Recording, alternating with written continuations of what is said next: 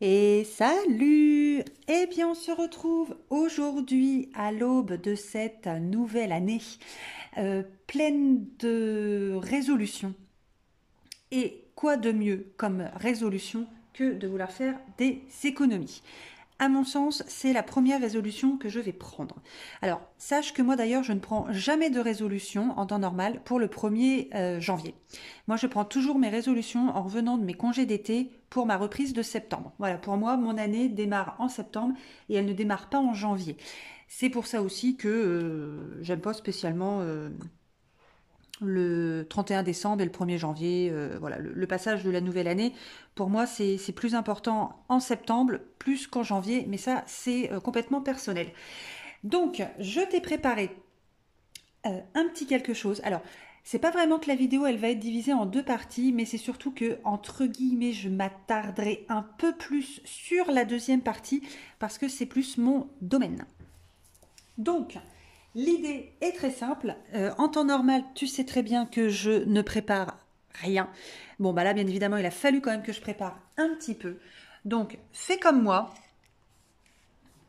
Prépare-toi ta petite tasse de café, tisane, thé, chocolat, ce que tu veux.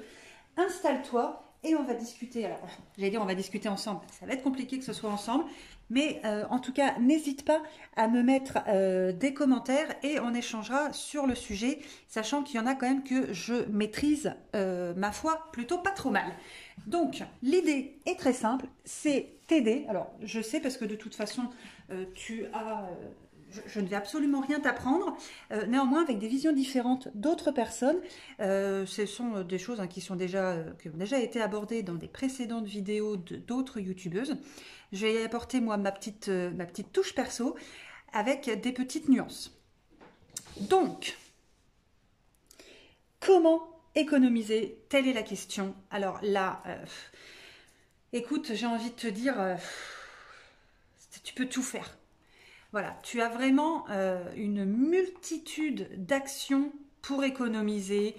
Je te passe tout ce qui est défis et autres. Là, c'est vraiment beaucoup plus, ce que je vais te présenter là, c'est vraiment beaucoup plus factuel. Donc, j'ai listé une petite série d'actions à mener pour économiser tout au long de l'année, au quotidien, et pour que ça porte vraiment ses fruits en fin d'année et que tu vois quand même une différence rapidement. Donc, pour moi, le premier point que j'ai listé, je te le mets là, voilà. Eh bien, ce sont les cartes de fidélité. Les cartes de fidélité dans le magasin, c'est déjà accepte-les. Accepte-les toutes, dès lors qu'elles sont gratuites. Une carte de fidélité, comme son nom l'indique, c'est pour t'inciter à revenir dans ce magasin. Déjà, ça démarre très mal si il faut que tu la payes. Donc non, refuse tout ce qui est à payer, mais par contre accepte tout ce qui est gratuit.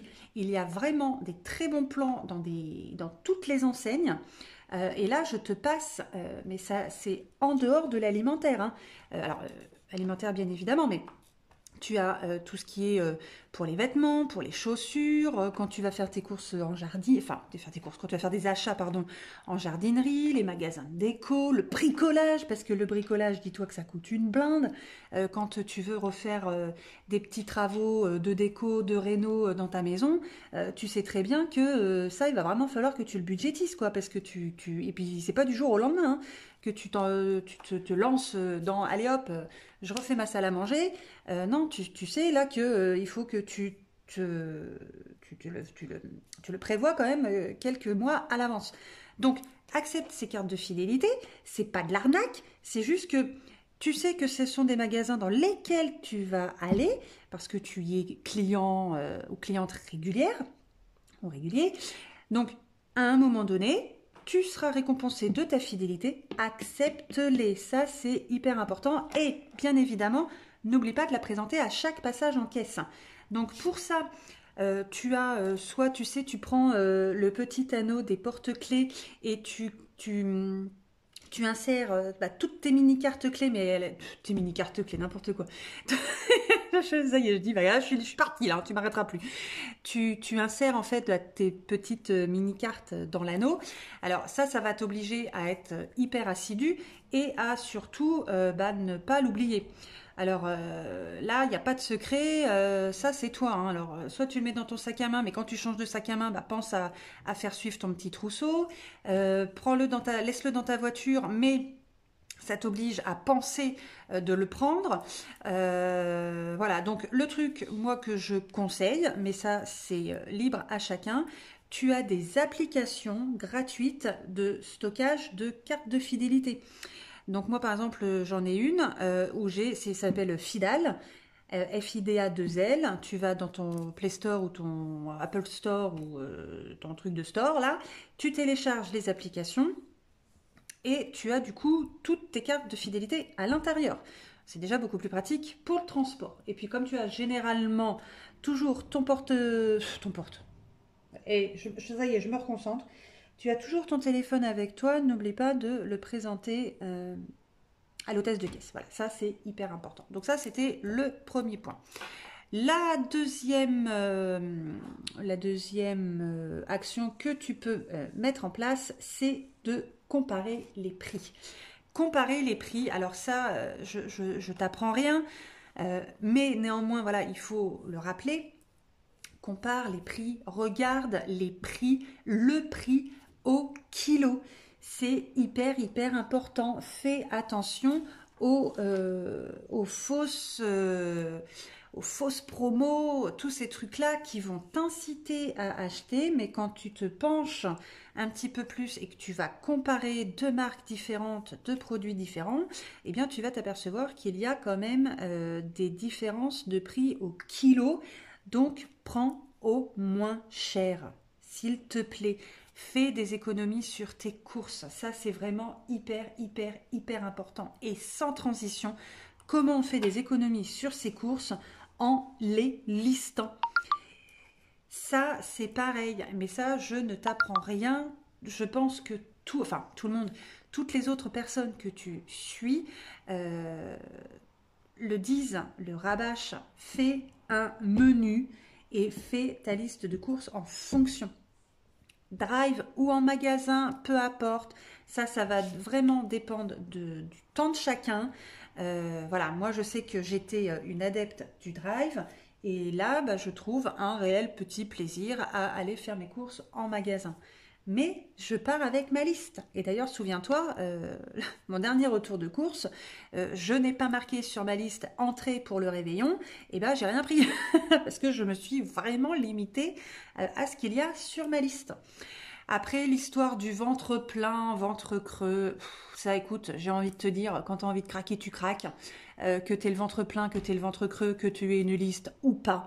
Très honnêtement, moi je ne pense pas que ça y joue énormément.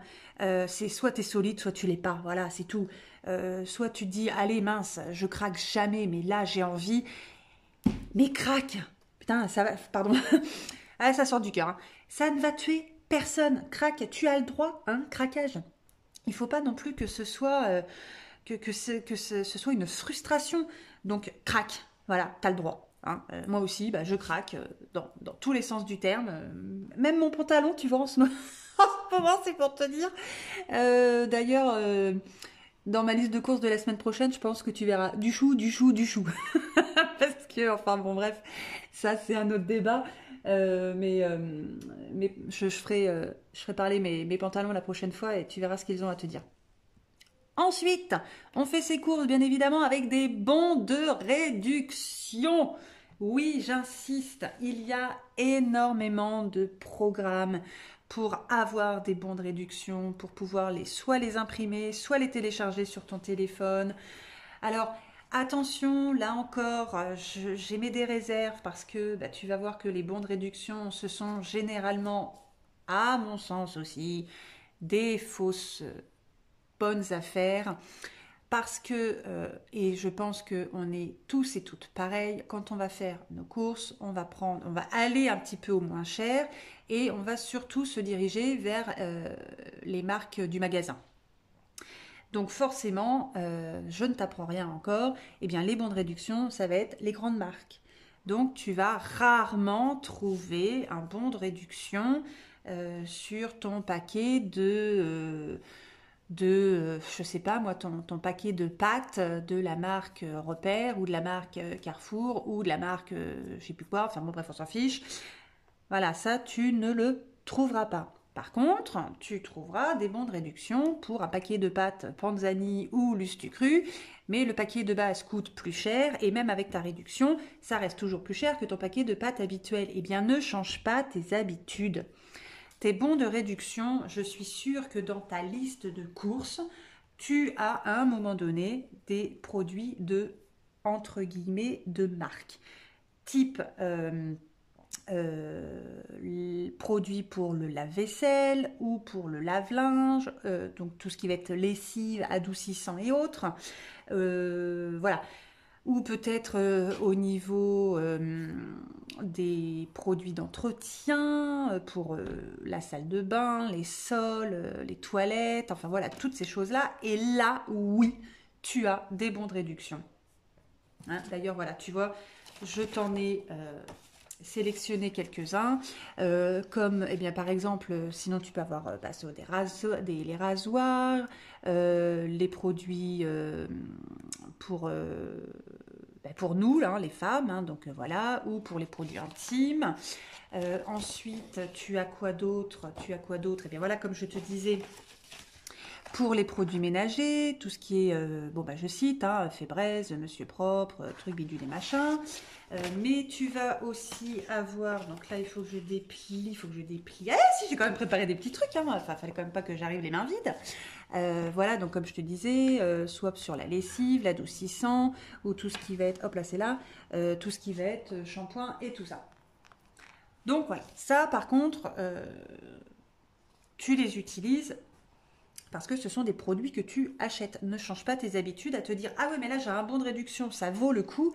Non, ça vaut pas le coup parce que ton prix de base, il est plus cher et même avec ta réduction, ça coûte plus cher que le produit que tu as l'habitude d'acheter d'ordinaire. Donc voilà, faire attention quand même à tout ce qui est bon de réduction. Ensuite, le rapport qualité-prix. Alors, le rapport qualité-prix, qu'est-ce que j'entends par là? Notamment sur les produits ménagers. Les produits ménagers, alors, il y a deux teams. Hein. Il y a la team des produits ménagers qu'on va acheter, grande surface ou tout comme ça, et tu vas avoir la team des produits ménagers fait maison. Moi, je vais un petit peu je vogue dans les deux équipes, tout simplement parce que voilà, il y a des produits que je fais moi-même et il y a des produits que j'achète. Dans les produits que j'achète, on le sait, ça peut coûter cher. Par contre, il faut faire très attention au rapport qualité-prix. Ce que j'entends par là, c'est que tu vas peut-être trouver une bouteille. Alors moi, toi, par exemple, j'utilise la marque You de chez Carrefour. Donc oui, c'est un petit peu cher, sauf que tu as en fait, alors attends, parce que là j'ai vraiment cadré, bon alors bref, voilà, tu as un grand bidon, mais tu vas n'utiliser qu'une toute petite partie à diluer dans 1 litre d'eau ou 1,5 litre d'eau, pardon, ou alors tu sais dans les vapos, trucs comme ça. Donc, ramener sur une année, je peux t'assurer que ça vaut vraiment le coup. Donc là c'est pareil, fais attention, fais un petit brief comme ça au niveau rapport qualité-prix et tu verras que parfois, ça vaut peut-être quand même le coup de mettre un petit peu le prix. Alors, je ne te dis pas de passer du simple au double. Hein, bien évidemment, on nuance. Néanmoins, ça peut quand même valoir le coup de mettre un petit peu plus cher pour se rendre compte qu'au final, on achète beaucoup moins de produits à l'année que par exemple des produits qu'on ne dilue pas et qui sont prêts tout de suite. Le 6e point, ce sont les retraits distributeurs. Alors là, faire très attention, alors c'est simple, hein, il faut regarder dans les trucs de ta banque, mais de ne pas se faire avoir sur des petits frais notamment que ta banque pourrait te facturer si jamais tu fais des retraits dans d'autres banques que celle dans laquelle tu as ton compte. Alors ça, on n'y pense pas toujours. Moi, la première, parce que ma banque, elle est peut-être moins souple au niveau des coupures. Au moment où je vais vouloir faire mon retrait, selon où je vais me trouver, bah, j'aurai peut-être pas forcément le distributeur de ma banque à côté. Donc par simplicité, je vais aller au premier distributeur que je vais trouver. Mais voilà, faire attention à ça, de ne pas avoir de frais parce que tu vas effectuer des retraits au distributeur d'une banque concurrente. Donc ça voilà, faire très attention aussi à ça. Hop, une petite gorgée au passage. Le point numéro 7. Les achats d'occasion ou de seconde main. Alors ça, c'est hyper important, que ce soit pour l'achat, même pour la revente. Ça d'ailleurs, c'est un très très bon point. Aussi pour la revente, fais du tri dans tout ce que tu n'utilises plus, dans tout ce que tu ne mets plus. Donc là, je parle en termes de vêtements, chaussures ou autres.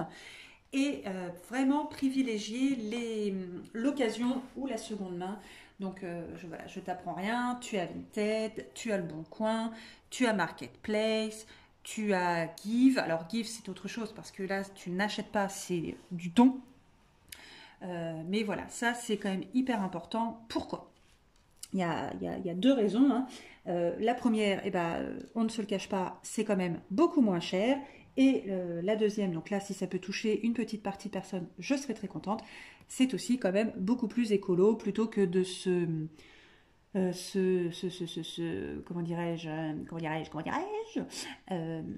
de rentrer dans ce moule de la consommation et de la surconsommation. On a tous des envies, on a tous des besoins. Enfin, on a tous des besoins, on a tous des envies, ça sera plutôt dans ce sens-là.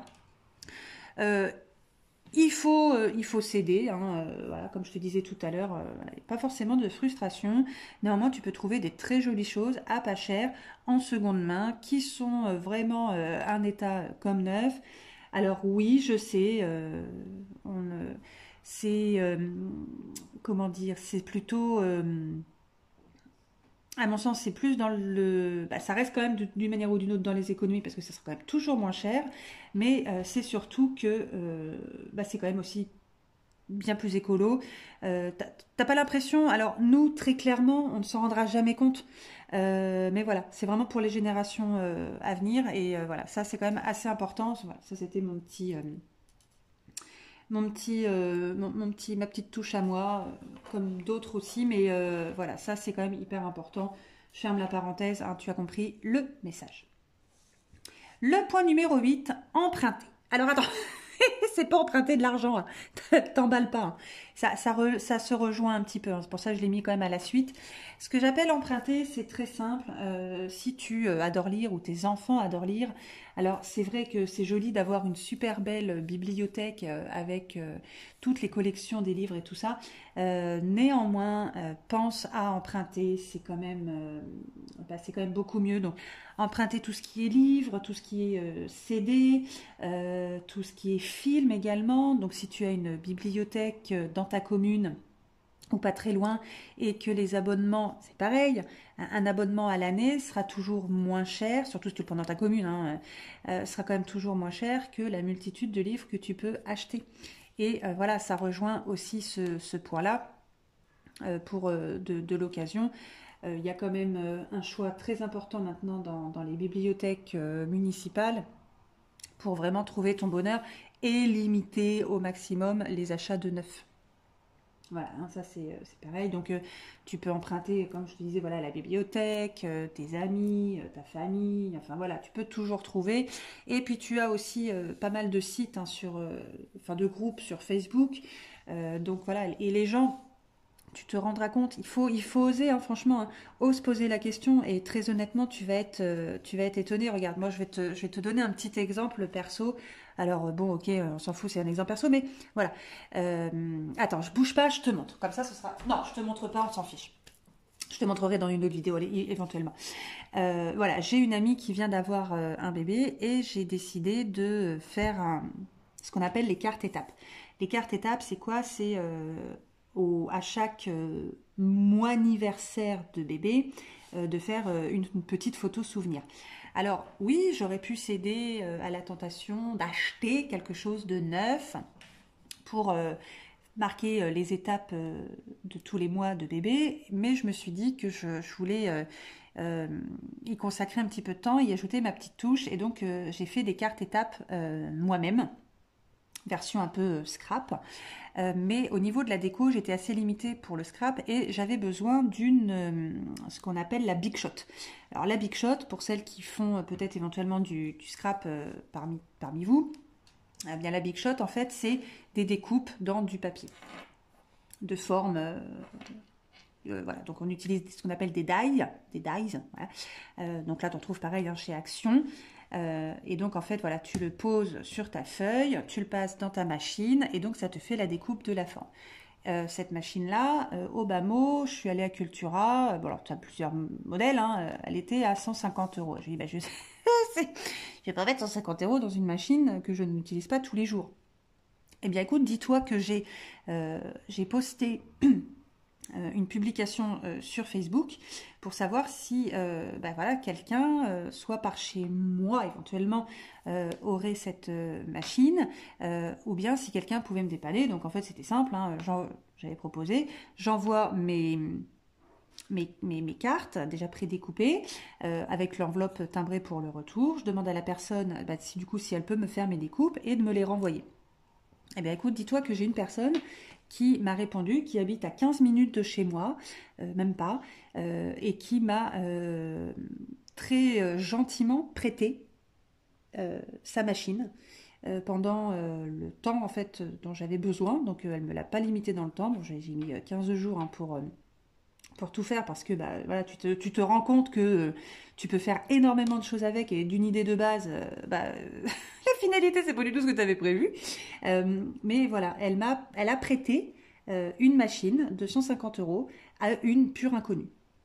Donc il faut vraiment oser. Alors je vais peut-être faire un peu long pour l'explication, mais voilà, il faut oser et je peux t'assurer que tu peux être vraiment très étonné des retours, de la générosité des personnes, même d'inconnus en fait. Hein. C'est vraiment là ça le plus important. Donc voilà, ça il faut absolument le mettre en avant.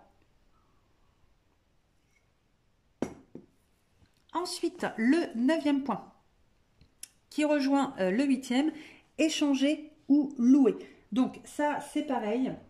Quand il va arriver, c'est pas tout de suite, mais quand il va arriver le printemps, quand on va vouloir commencer à faire son jardin ou toutes ces choses-là, ça c'est notamment pour le matériel de jardinage, ou quand tu arrives, tu étais en appartement, tu achètes une maison, donc forcément tu n'as pas tout ce qui est matériel de jardinage et d'outillage, et ça coûte très cher hein, quand tu veux en plus alors, les investissements, tu les budgétises, mais au démarrage, tu as des voisins. Tu as des voisins qui seront très heureux, là encore, de te dépanner en te prêtant leur matériel. Ou alors, tu trouves aussi, hein, pareil, hein, sur Facebook, des groupes pour la location de matériel. Et très honnêtement, ça revient nettement moins cher, même si tu le fais tous les ans, plutôt que d'acheter du matériel neuf. Donc ça, c'est pareil, pense-y, c'est hyper important. Tu verras honnêtement, hein, surtout dans le domaine du jardinage et tout ça, les économies que tu vas faire, c'est un truc de ouf, quoi.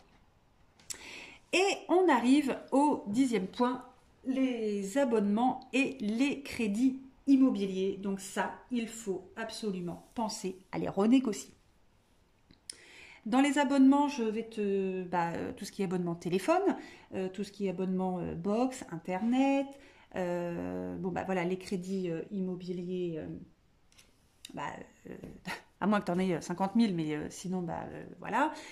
Et puis également ce qui va être les assurances, assurance voiture et assurance maison. Nous, on l'a fait pas en milieu d'année, ça va être au mois de mars ou avril, et à l'année sur l'assurance, l'assurance maison et les deux assurances voiture, on gagne 500 euros à l'année. C'est pas rien. Donc voilà, hein, c'est ça, il faut absolument le faire.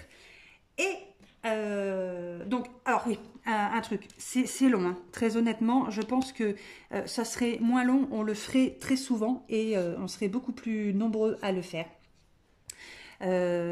Parce qu'on se dit, oh là là, alors non, je t'assure, honnêtement, fais-le, prends le temps de le faire. Ça, c'est vraiment hyper important. Les abonnements, pareil, les abonnements de téléphone et tout ça, Arrêtez avec votre Orange, votre Bouygues, votre SFR, passez sur du low cost, allez chez Red, allez chez B&You, allez chez Sosh. C'est le low cost des grosses marques, hein, Sosh avec Orange, B&You avec Bouygues, Red avec SFR. Vous êtes exactement sur le même réseau. La seule différence, c'est que vous avez des abonnements nettement moins chers parce que vous n'avez pas d'engagement dessus. Donc oui, vous n'aurez pas un téléphone à 1 euro, machin, truc et bidule. Mais si tu vas dans les Easy Cash, enfin voilà, ou de reprendre des téléphones en reconditionné, bah, tu le paieras nettement moins cher de base et ton abonnement pareil. Donc là, c'est pareil, c'est un petit calcul à faire, mais très honnêtement, à la fin, tu y es quand même vachement plus gagnant ou gagnante. Et tu vois, là, je t'ai mis une flèche. Là, on va arriver sur la deuxième partie de la vidéo. Alors là, le sujet, je vais vraiment éviter de m'étendre, mais comme c'est vraiment mon sujet de prédilection, j'espère pas trop m'y attarder, mais c'est quand même vachement important. Je bois une gorgée de café. Et on attaque tout de suite. Hop là. Alors, tu as dû te dire, mais c'est marrant parce que il y a vraiment un truc qu'elle n'a pas abordé. Les énergies. Ouais. Quand je t'ai parlé juste avant des contrats et des abonnements à renégocier, je ne t'ai pas parlé de la partie énergie parce que je l'ai mis en fait dans une partie à part parce que là, je maîtrise mon sujet, je sais de quoi je parle, je bosse dedans. Donc, je ne vais faire de la pub pour personne. Néanmoins, je vais quand même t'apporter des petites informations parce que tu vas entendre tout et son contraire. Voilà, ça nécessite quand même quelques petites précisions. Le premier point, alors lui, je ne le maîtrise pas non plus spécialement, mais ça va quand même dans la partie des énergies, c'est l'électroménager. L'électroménager, je te conseille vivement quand tu as besoin, là je dis bien besoin, quand tu as besoin de racheter un matériel, enfin de l'électroménager en neuf, là par contre, il vaut mieux prendre du neuf, vérifie bien le label énergétique A. Oui, c'est plus cher, mais c'est quand même beaucoup plus économique. Donc ça, c'est hyper important. Je ne vais pas m'étendre là-dessus. Je voulais quand même néanmoins te le mettre en préambule de la partie énergie. Voilà, de bien vérifier. Discute-en avec le vendeur. Mais garde-le en tête. Donc le label énergétique A, très important pour le matériel électroménager. Le point le plus important dans l'énergie, enfin pas le plus important, mais vraiment un des plus importants, c'est la gestion des heures pleines et des heures creuses. Donc, si tu n'as pas les heures pleines et les heures creuses, ça veut dire que tu as un tarif de base. Qu'est-ce qu'un tarif de base? Ça veut dire que peu importe le moment de la journée ou de la nuit où tu vas lancer ta machine à laver ou ton lave-vaisselle ou que tu vas mettre ton rôti dans le four, tu es toujours sur le même tarif, donc ce qu'on appelle le prix unitaire du kilowattheure, tu auras toujours le même. Par contre, si tu as des heures pleines et des heures creuses, tu as un tarif heure pleine, tu as un tarif heure creuse. Donc c'est très simple, tu as un tarif heure creuse, tu as un tarif heure pleine et le tarif de base, il est en plein milieu. Ça, voilà, pour l'explication. Tu peux choisir d'être soit en heure pleine, heure creuse, soit en base, mais tu ne peux pas choisir tes horaires. Ça dépend de ton distributeur et ton distributeur, peu importe où tu habites, au nord, au sud, à l'est, à l'ouest ou en plein milieu de la France, tu dépendras toujours de ton distributeur qui est Enedis.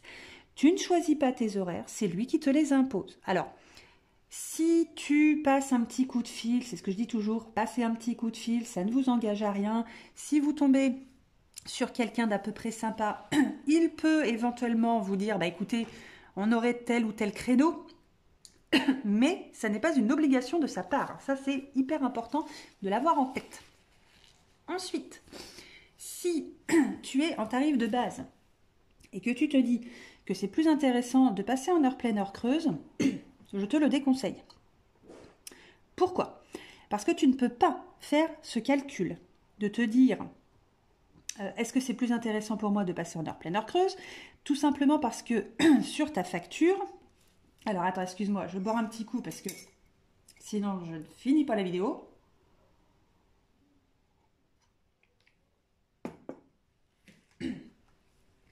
Pardon. Donc je te disais, sur ta facture, tu n'as pas la possibilité de voir ce que tu consommes sur différents créneaux horaires. Alors, tu peux éventuellement regarder avec ton application de ton fournisseur d'énergie si tu as la consommation, mais alors après, au niveau du calcul, ça va être un peu compliqué. Sachant que, comme je te disais juste avant, on t'impose les créneaux, ça peut être compliqué de faire ce calcul, de te dire, alors en fait, si je passe en heure pleine, heure creuse, mais d'heure creuse c'est de telle heure à telle heure, moi en temps normal je consomme ça. Non, ton calcul il est beaucoup plus compliqué à faire. Alors je coupe la vidéo de petites secondes parce qu'en fait je suis en train de m'étouffer, je te reprends tout de suite. Ah, c'est à nouveau moi. Bon, alors écoute, j'espère que ça va un petit peu mieux. Après 2-3 petites gorgées de café, on verra bien si j'arrive à aller au bout. Donc, je te disais, le calcul est un peu compliqué à faire. Par contre, tu peux le faire dans l'autre sens. Puisque tu sais que tu consommes tant de kilowattheures à l'année en heure pleine et tant de kilowattheures à l'année en heure creuse, il suffit juste d'additionner les deux et de le multiplier par le prix du kilowattheure en tarif de base. Et là, tu verras si c'est plus intéressant ou non de rester en heure pleine, heure creuse ou de passer en tarif de base. Après, c'est très simple. Il suffit de regarder si tu consommes plus en heure creuse qu'en heure pleine, ne change rien parce que ça va te coûter plus cher. Même si tu vas y gagner un petit peu sur ton abonnement, très honnêtement, si tu gères très très bien tes heures creuses, il faut rester comme ça. Je ne m'étends pas plus sur le sujet. Si tu as des questions, parce que je maîtrise quand même mon truc, si tu as des questions, mets-les-moi en commentaire ou envoie-moi un petit mail. Ça, on peut en discuter. Il n'y a aucun souci là-dessus. Au contraire, j'adore. Et ensuite, vos contrats. Alors là, c'est pour ça que j'en ai pas parlé sur la première partie de la vidéo quand je te disais qu'il fallait renégocier tes contrats ou tes crédits ou tes choses comme ça. Mais vos contrats d'énergie, ça, il faut absolument mettre votre nez dedans. Vous avez, alors tu as, je vais dire tu, de toute façon je continue. Alors, on a tous l'électricité à la maison, hein, on n'a pas papy, mamie ou les petits Chinois qui sont dans le garage en train de pédaler. Donc on a tous de l'électricité à la maison et ça tu l'as entendu, je ne t'apprends rien, il va y avoir des très grosses hausses à partir de demain, hein, à partir de janvier au niveau de l'électricité. Pour ce qu'on appelle le tarif réglementé. Alors, je vais te faire un petit cours rapide, tu vas voir, c'est très simple. Le tarif réglementé KESACO, c'est le tarif que l'État décide. Et il n'y a qu'un seul fournisseur qui applique ce tarif réglementé, c'est EDF en tarif bleu. Tu prends ta petite facture et c'est marqué sur la gauche, tarif bleu. Ça, c'est le tarif qui bouge. J'emploie volontairement ce terme, puisque toutes les augmentations, mais les baisses, quand il y en a, s'appliquent sur ce tarif. Alors, ne vous étonnez pas d'avoir des factures de régularisation élevées, parce que soit vous avez consommé un petit peu plus, mais ce qui est sûr, c'est que les tarifs augmentent régulièrement. Il y a eu 50% de hausse en 10 ans, c'est énorme. Donc, revoyez votre fournisseur. Ça ne sert à rien d'appeler EDF. Il n'y a pas de tarif, en fait. C'est pour ça que vous n'avez jamais quelqu'un d'EDF qui vous appelle pour renégocier votre contrat parce qu'il n'y a pas de tarif. Donc, ils n'en ont qu'un seul, c'est ce tarif réglementé. Donc, je vous suggère de regarder ce qui se passe ailleurs. Pour ça, documentez-vous, mais pitié, pitié, pitié.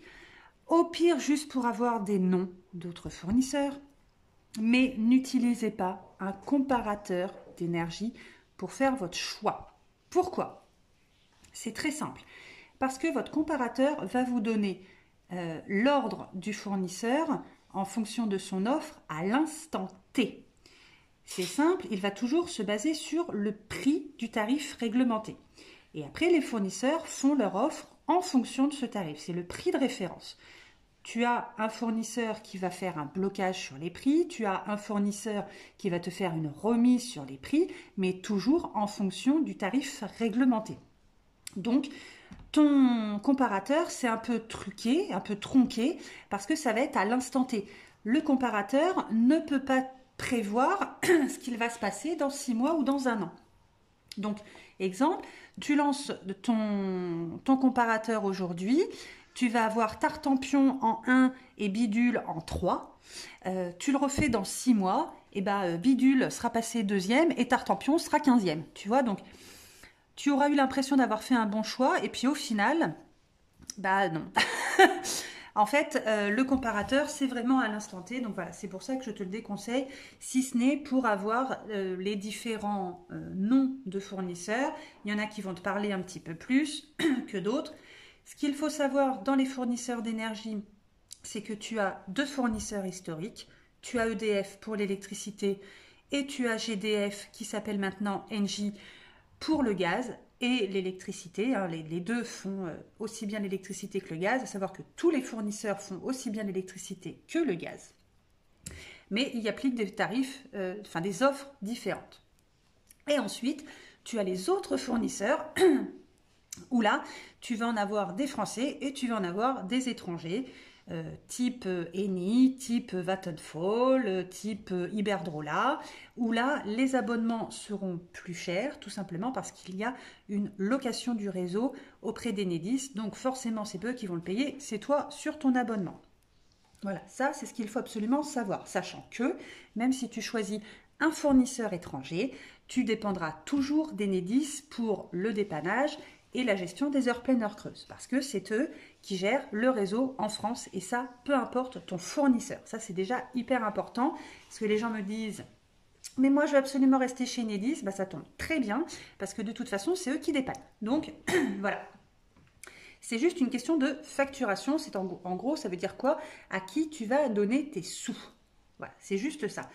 Maintenant, ce qu'il faut savoir, c'est que tu as des fournisseurs qui appliquent une remise, donc sur le prix du kilowattheure que EDF applique, parce que c'est le tarif de référence, et après tu vas avoir un fournisseur qui va bloquer ce tarif-là pour éviter justement toutes les variations de prix que tu entends à la télé ou à la radio. L'électricité ça augmente, le gaz ça baisse, enfin en ce moment ça baisse pas, mais voilà, donc c'est ton prix de kilowattheure qui ne bougera pas, qui sera fixe ou qui sera ajustable à la baisse selon l'offre du fournisseur. Ça, c'est le premier point. Ensuite, j'attire ton attention si tu as le gaz de ville, tout comme j'ai un petit peu attiré ton attention sur le tarif de l'électricité. Si tu as du gaz de ville et que tu es toujours en tarif réglementé, change. Change, change, change. Tu as dû recevoir un courrier et des relances sur la fin du tarif réglementé en juin 2023. Eh bien ça, c'est comme ton contrôle technique pour ta voiture n'attend pas le dernier moment. N'attend pas juin 2023 pour quitter le tarif réglementé de GDF. Pourquoi?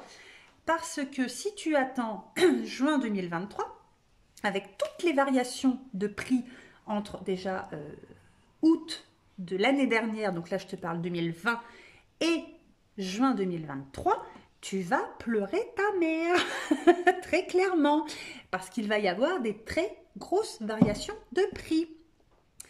Puisque ton tarif réglementé bouge tous les mois, puisque tous les mois, au premier de chaque mois, l'État décide d'une modification sur ce tarif, sauf en ce moment où apparemment il y aurait un gel jusqu'en avril. Mais ça veut dire qu'avril de l'année prochaine, ça va repartir en flèche.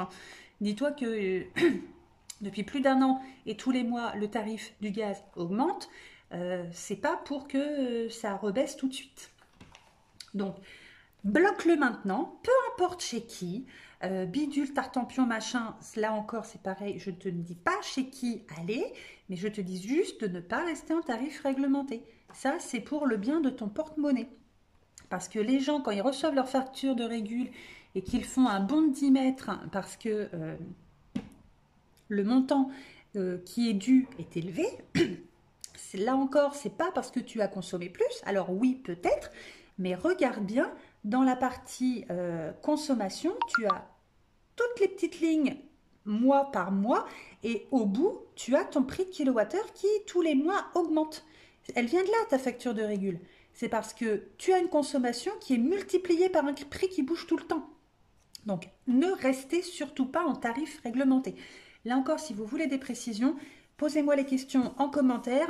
Après, on échangera par mail ou on trouvera toujours un système. Je donnerai des conseils. Enfin, non, je donnerai des conseils, oui, mais je ne donnerai pas un choix de fournisseur en particulier. Voilà, ça, c'était mon petit point.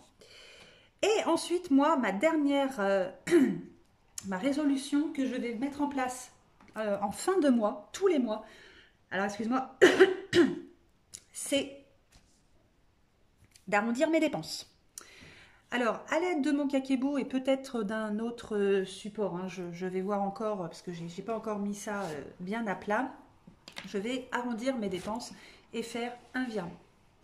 Donc, je vais suivre toutes mes dépenses et je vais tenir un arrondi à l'euro supérieur.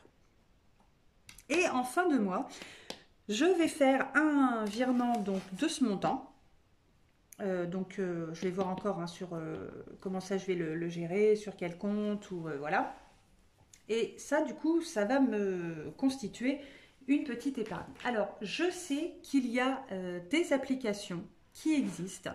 Tu as Wild, tu as Mocha, tu as Cashbee, tu as Birdicent.